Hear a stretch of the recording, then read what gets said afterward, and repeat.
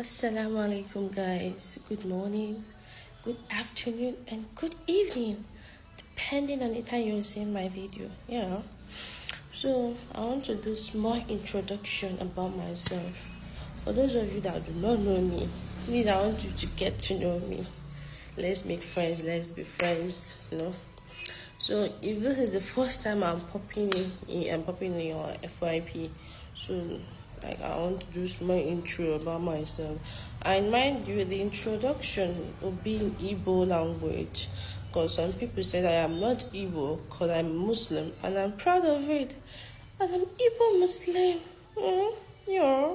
If it's easy, bro. If you're born to be an Igbo, and on top of it, you are a Muslim, do you know what God has done for you, my guy? Do you know? But that's by the way, Sha.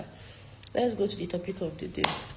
So let's start it just says brief introduction. Maybe next time we'll do something different.